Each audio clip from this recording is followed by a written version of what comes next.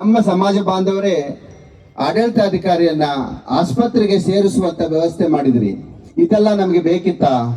ನೀವು ನಮ್ಮವ್ರಿ ಅಲ್ವಾ? 4 ಗೋಡೆಗಳ ಮಧ್ಯೆ ಲೆಕ್ಕ ಬಗೆಹರಿಸಿಕೊಳ್ಬೇಕು ಅಂತ ಹೇಳಿದವರು ಎಷ್ಟು ಗೋಡೆಗಳ ಮಧ್ಯೆ ಆದರೂ ನೀವು ಬಗೆಹರಿಸಿಕೊಳ್ಳಲಾರದ ಪರಿಸ್ಥಿತಿಯನ್ನು ತಂದುಕೊಂಡವರು ಯಾರು? ನೀವೇ ಅಲ್ವಾ? ಡಾಕ್ಟರ್ ರಾಜ್ಕುಮಾರ್ ಅವರು ನಿಮಗೆ ಪ್ರತಿ ಸಲ 2 ವರ್ಷ 4 ತಿಂಗಳ ಸಮಯಾವಕಾಶ ಕೊಟ್ಟಿದ್ರು. ಆದ್ರೆ ಆ ಸಮಯದಲ್ಲಿ ನಿಮ್ಗೆ ಯಾಕೆ ಲೆಕ್ಕ ಕೊಡಕ್ ಆಗ್ಲಿಲ್ಲ? ತದನಂತರ ಆದರೂ ನಿಮಗೆ ಯಾಕೆ ಈ ಇಂಗ್ಲಿಷ್ ನಲ್ಲಿ ಟ್ರಸ್ಟಿ ಅಂದ್ರೆ ಕನ್ನಡದಲ್ಲಿ ಧರ್ಮದರ್ಶಿ ಅಂತ ಹೇಳ್ತಾರ, ಧರ್ಮದರ್ಶಿಗಳು ಧರ್ಮದಂತೆ ಯಾಕೆ ನಡ್ಕೊಳ್ಳಿಲ್ಲ? ಯಾಕೆ ಧರ್ಮ ಇಲ್ವಾ ನೀವು?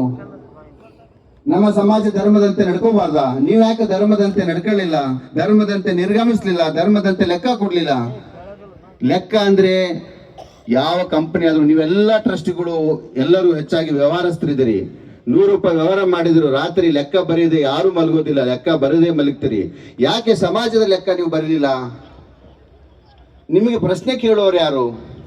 ಇಂಥ ಪ್ರಶ್ನೆ ನಿಮಗೆ ಆ ಸಮಯ ಪ್ರಜ್ಞೆ, ನಿಮ್ಮ ಹೆಸರಿಗೆ ತಕ್ಕಂತೆ ಆ ಧರ್ಮದರ್ಶಿ ಅನ್ನೋದು ನಿಮಗಿದ್ರೆ ನೀವು ಧರ್ಮದ ಲೆಕ್ಕ ಕೊಡ್ರಿ. ನಿಮ್ಮ ಲೆಕ್ಕ ಕೊಡೋದು ಬೇಡ. ಧರ್ಮದ ಲೆಕ್ಕ ಬೇರೆ, ನಿಮ್ಮ ಲೆಕ್ಕ ಬೇರೆ. ಯಾವತ್ತೋ 1 ತಾರೀಕು ನೀವು ಬಂದು ಏನೋ ಒಂದು ಆಡಿಟ್ ರಿಪೋರ್ಟ್ ಎಲ್ಲರೂ ಮಾಡ್ತಾರ, ಅದ್ರಲ್ಲಿ ಎಲ್ಲ ಸರಿ ಇರ್ತತಿ. ನೀವೇನು ಬಂದಿರ್ತತಿ, ಏನು ಹೋಗಿರ್ತತಿ, ಅದು ಬೇರೆ.